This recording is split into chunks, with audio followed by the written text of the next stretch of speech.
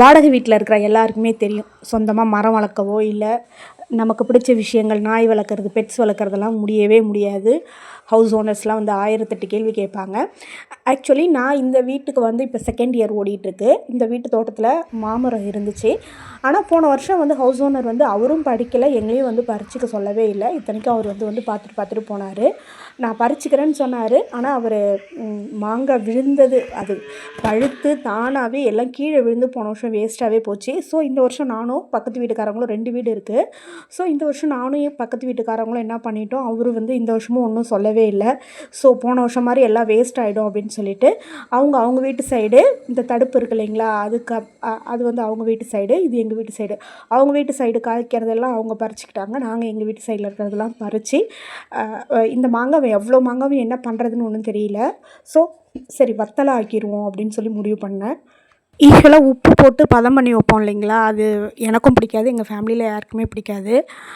அதனால் என்ன பண்ணேன் அப்படின்னா, நல்லா நைஸாக சின்ன சின்னதாக கட் பண்ணிவிட்டு உப்புலாம் இல்லாமல் நல்லா வெயிலில் ஒரு 4-5 நாள், அதாவது உடச்சா உடையணும், நல்லா கலகலன்னு சவுண்டு வர அளவுக்கு சுத்தமாக ஈரமே இல்லாமல் நல்லா காய வச்சிடலாம் அப்படின்னு சொல்லிட்டு டிசைட் பண்ணேன். இதை வந்து நம்ம சாம்பாருக்கும் யூஸ் பண்ணிக்கலாம், மீன் குழம்புக்கும் யூஸ் பண்ணிக்கலாம். சப்போஸ் ஊறுகாய் வேணும்னாலும் அள்ளி போட்டு வெந்நீரில் போட்டு நம்ம வந்து யூஸ் பண்ணிக்கலாம் இல்லைங்களா. ஸோ என்ன பண்ணேன், இது மாதிரி வெட்டி சின்ன சின்னதாக நல்லா மெலிசாக போட்டுக்கணும். ஏன்னா நம்ம உப்பு சேர்க்கலை, காயறது 1 or 2 டேஸில் காஞ்சிடணும். மழைலாம் வர்ற மாதிரி இருந்தால் அந்த வேலையை நம்ம பார்க்கவே கூடாது. ஃபுல்லாக வந்து பூசாரம் பூத்து போயிடும், ஏன்னா உப்பு சேர்க்கலை இல்லைங்களா. அதனால் மெலிசாக வெட்டிக்கிறது தான் நல்லது, ஈஸியாக காயும் அப்போ தான். ஸோ நான் எல்லாத்தையுமே வந்து வெட்டி எடுத்துக்கிட்டேன்.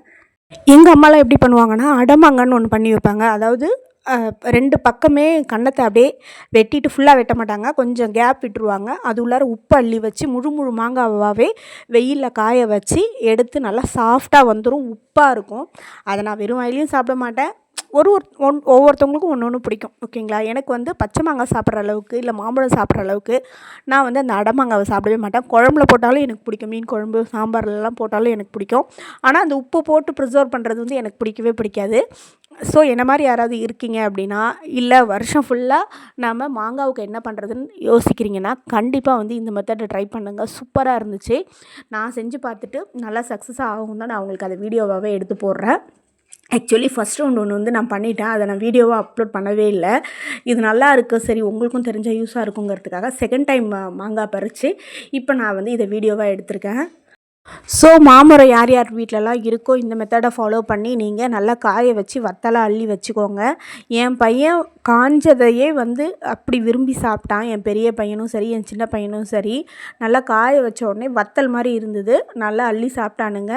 இது காய வைக்கவும் இதோட டேஸ்ட்டே வந்து வேறு மாதிரி இருந்துச்சு. அந்த டப்பாவை ஓப்பன் பண்ணாலே அவ்வளோ வாசனை, காஞ்சதை அள்ளி வச்சுருக்கேன் இல்லைங்களா, அந்த டப்பாவை ஓப்பன் பண்ணாலே அவ்வளோ வாசனை.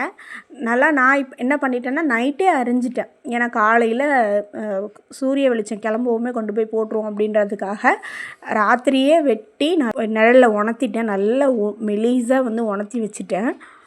நல்லா தொடர்ச்சியாக ஒரு 5 நாள் காய போட்டேன். 5 நாள் காய போட்டதில் இது மாதிரி காஞ்சிருச்சு. அதாவது நீங்கள் உடச்சா உடையணும், அப்படி உடைக்க முடியலன்னா நீங்கள் நல்லா உங்களுக்கே தெரியும் இல்லைங்களா, ஈரமே ஒரு சொட்டு ஈரம் கூட இருக்கக்கூடாது. நீங்கள் 1 வாரம் காய போட்டாலும் சரி தான், ஏன்னா வருஷம் ஃபுல்லாக எடுத்து வைக்கிறது. நீங்கள் நல்லா காய போட்டு வச்சுக்கோங்க. ஸோ இதை நீங்கள் வந்து சாம்பாரில் காய்கறி வேக போடும்போதே மாங்காவையும் தூக்கி அள்ளி வேக போட்டுக்க வேண்டியது தான். மீன் குழம்புலையுமே நீங்கள் வந்து குழம்பு தாளிக்கிறீங்க இல்லைங்களா, இது கொஞ்சம் ஹார்டாக இருக்கும் அப்படிங்கிறதுனால தாளிக்கும் போது எடுத்து 4-5 நல்லா ஒரு கைப்பிடி அளவு எடுத்து போட்டிங்கன்னா மாங்காய் ஃப்ளேவரோட மீன் குழம்பு சூப்பராக இருக்கும். இது வந்து ஊறுகாவுக்கு நான் என்ன பண்ணியிருக்கேன் அப்படின்னா, சுடு தண்ணியில் கொஞ்சம் நேரம் ஒரு 1 hour 2 hours ஊற வைக்கலாம். ஊற வச்சிட்டோம்னா இது மாதிரி சாஃப்டாக ஆயிரும். அதுக்கப்புறம் நம்ம வந்து எடுத்து தாளிச்சிக்க வேண்டியது தான். காய வைக்கிறதுனால மாங்காய் வாசனைலாம் இல்லாமல் போயிருமோன்னு யாருமே நினைக்க வேணாம், அதோட ஃப்ளேவர் வந்து அப்படியே தான் இருந்துச்சு. சப்போஸ் ஃபாரினில் யாராவது இருக்காங்க, மாங்காய் கொடுத்து அனுப்பணுன்னாலும் இது மாதிரி நீங்கள் வெட்டி காய போட்டு நீங்கள் வந்து கொடுத்து அனுப்பலாம். கண்டிப்பாக வந்து ட்ரை பண்ணி பாருங்கள். இது வெறும் வாயில் சாப்பிட கூட அவ்வளோ நல்லா இருந்துச்சு. ஸோ வீடியோ உங்களுக்கு பிடிச்சதுன்னா லைக் அண்ட் சப்ஸ்கிரைப் பண்ணி சப்போர்ட் பண்ணுங்கள். அடுத்தடுத்து நான் போடுற எல்லா வீடியோஸும் உங்களுக்கு வரணுன்னா நோட்டிஃபிகேஷன் ஆல் கொடுத்து வச்சுக்கோங்க. தேங்க்யூ. இதுக்கெல்லாம் யார் ஃபீட் பண்ணுறா?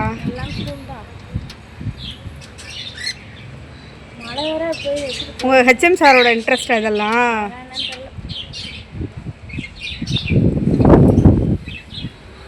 இவ்வளோ கிளியராக இருக்கு பாரு வீடியோ.